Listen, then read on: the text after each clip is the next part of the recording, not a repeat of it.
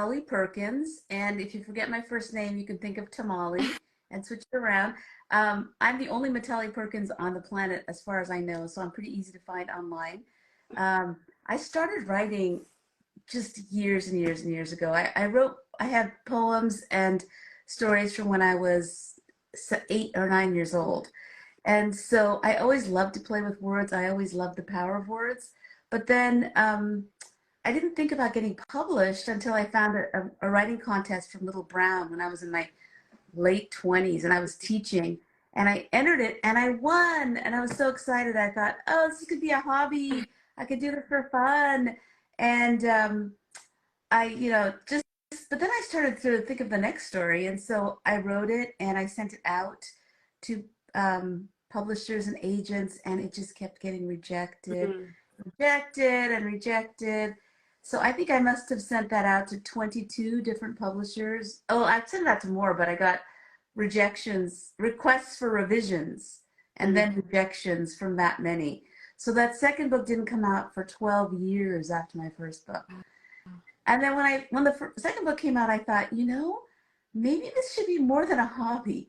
Maybe this is like, since I didn't give up all those years, maybe this should be like a vocation, a calling, something that I was supposed to do to serve the planet. And so I sort of put my stake in the ground. And when that second book came out, and I didn't look back since then. And that now my 20th book is coming out. So I'm glad I'm grateful for that journey, and that was hard. Well, we're grateful that you stuck with it. And you have a lovely comment saying this is such an honor. Rickshaw Girl is one of my all-time favorite books. And I was wondering, I mean, first, I think people might be surprised that it took you so long, that your publishing journey was so long, since you are so successful now. And you do have so many books that are available, and they all gotten such great reviews. Is there one that people recognize you for the most? I mean, it seems like I was going to guess it was Rickshaw Girl, but is that true? Or which one do you think people most associate with you? Yeah, I think it's absolutely Rickshaw Girl. And then that book had its share of rejections. I wrote it. It couldn't find a publisher. It was probably my fourth book. And the way that it got published was that my second book, the one that got rejected so much, had come out, and I had been invited to go to a convention in Boston, a big one, to do a signing. And so I thought, oh my gosh, this is it. This is so great. So the library convention. So I went there, and then when you go to these signings, you're all lined up as authors. And so there was a really big name, really handsome guy next to me on one side, and there was a really big name, really handsome guy on the other side of me. And I thought, oh boy. So they opened the doors, librarians came in, and there was this long line on handsome guy 1 and long line on handsome guy 2. And nobody came in my line. There was no one. And I remember thinking, oh my gosh, wow. It was mortifying. And at one point I thought I should just go, because it had been 20 minutes. And I was so publicly being overlooked, right? Right. And so, but then I had this manuscript in my bag, and I thought, I had kids at home. They were little. I thought, this is a moment of time. Let me just work on this book. So I pulled out Rickshaw Girl, and I started working on it. And this next thing I knew, there was a woman standing in front of me, and she said, "Are you Mitali Perkins? Did you write Monsoon Summer?" And I said, "Yeah." And she said, "I read that. I'm an editor at Charlesbridge, and what are you working on now?" And so I told her about Rickshaw Girl, and she said,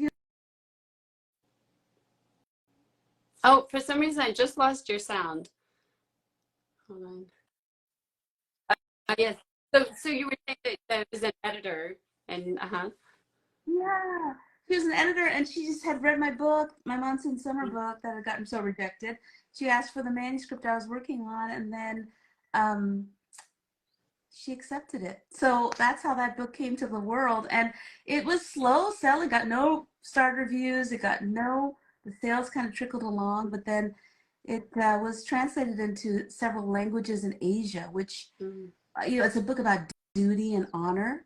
So I think it really got traction there. And then became a play here in the Bay Area. And then now it came out as a movie this year. This year it was released. And so yeah, it's definitely my best-selling book. It's sold, I think, like 350,000 copies so far, which is really kind of amazing given its start. And it's reached a new generation now. I have people who've read it as a kid who are reading it to their kids. So pretty soon there'll be grandkids, and I'll be like, yay. But hey, that really says something about the staying power of a story. If they're reading it to their kids and passing it on, then that just shows how special it is to them.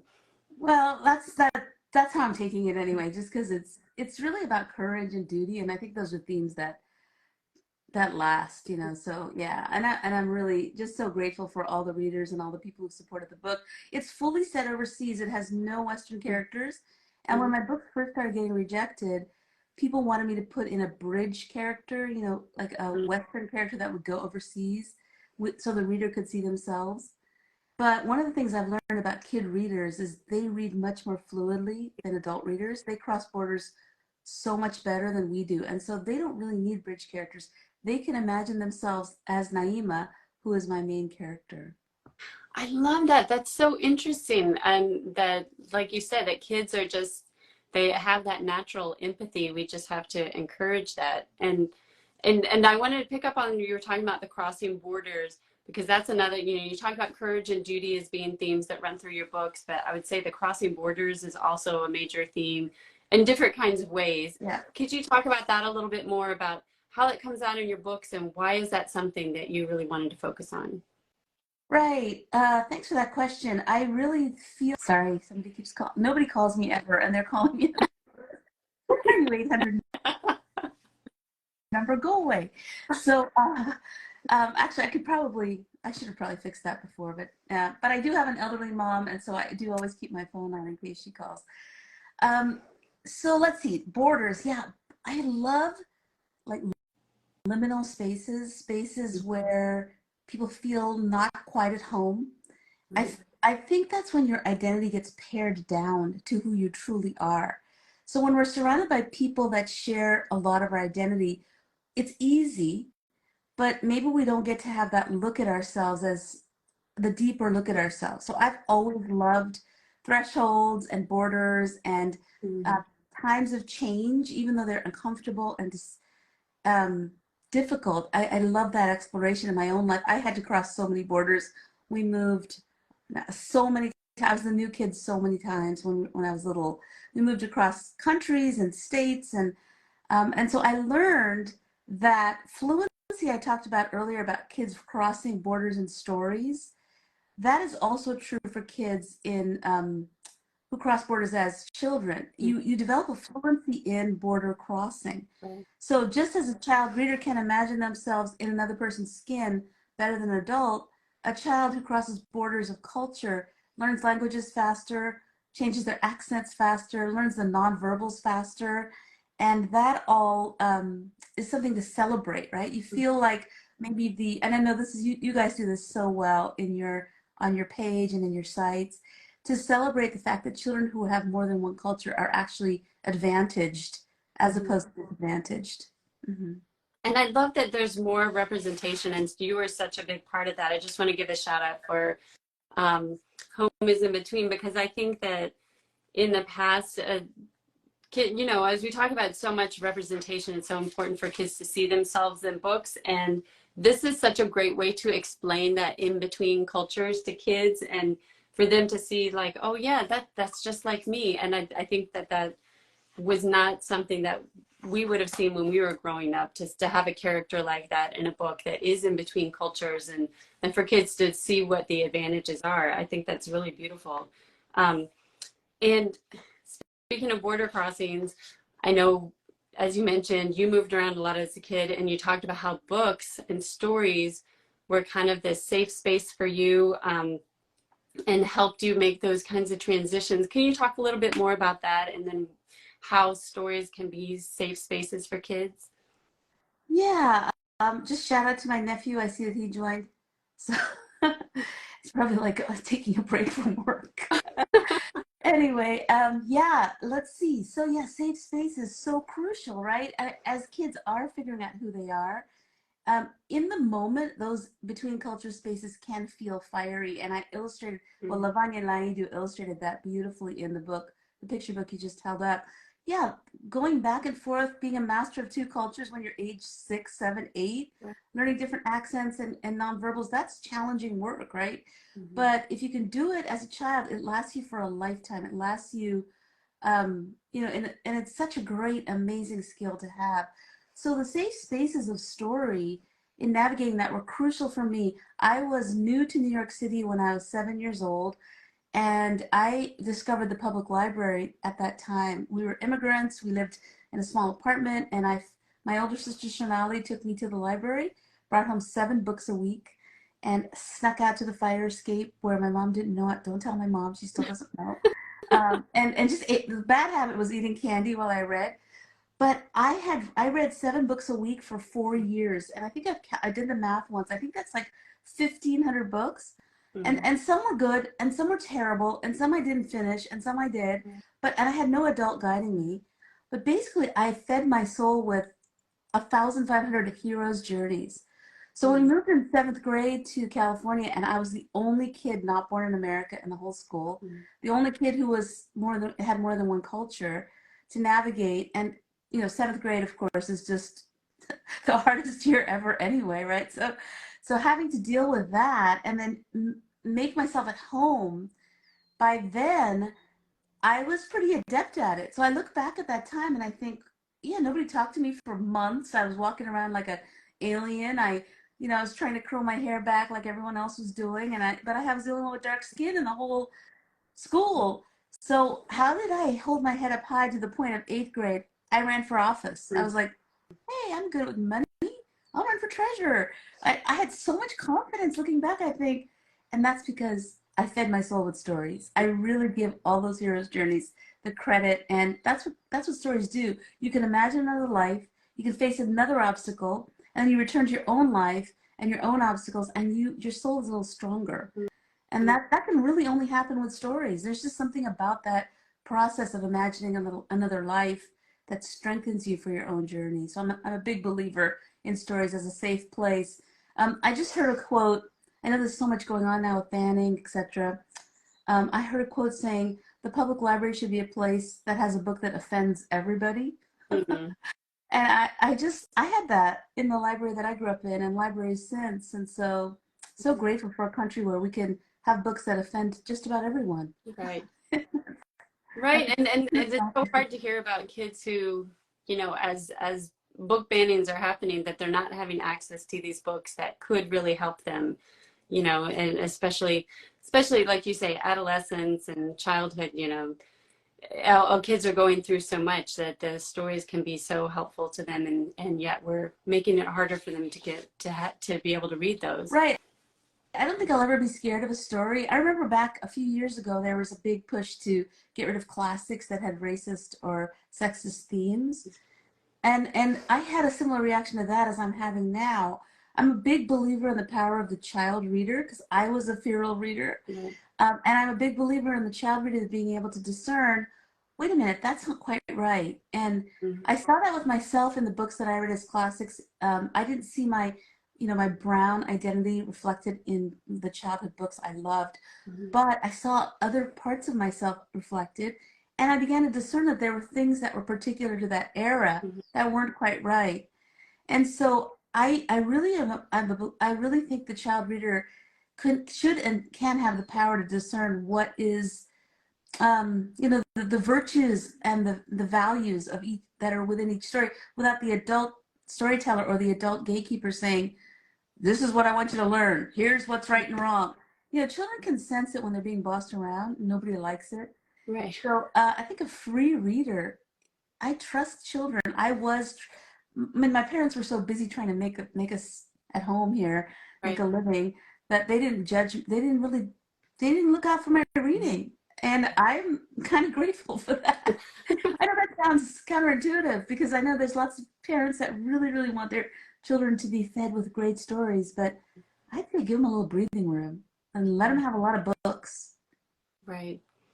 But I actually, I had an aunt who was a book reviewer, and she always gave, and I remember when I was, I think in 5th or 6th grade, I started reading really awful books. I don't know Well, I won't name them, but there's just one of those like very generic, very commercialized series, and I read every single one of them, and she would give them to me as presents. And I think it kind of probably hurt her to do it, but she said, you know what?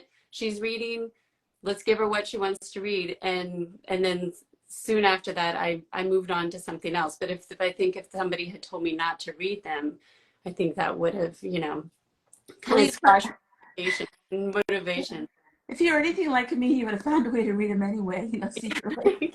Yeah. So there is something about the human spirit that really loves that freedom. And yeah, I love that she did that with you. I love that she trusted you. And she's Right. what she did is she developed in you that practice of reading. And reading really is a practice. It's something that we're not good at in the beginning. I mean, you meet an adult who never developed that practice of discerning reading. And you know, you feel for them. It's really hard to learn that as an adult. It's like, again, as I said, as an adult, I'm trying to learn golf right now, but I didn't learn it as a kid. I learned tennis. Uh-huh. And I see the difference. When I'm on the tennis court, my gut kicks in. I have this instinct. I can hit a slice shot. I can hit a lob. I just go with my gut. But the golf, oh my gosh. I'm the world's best wife right now because I'm trying to learn it as an ancient person.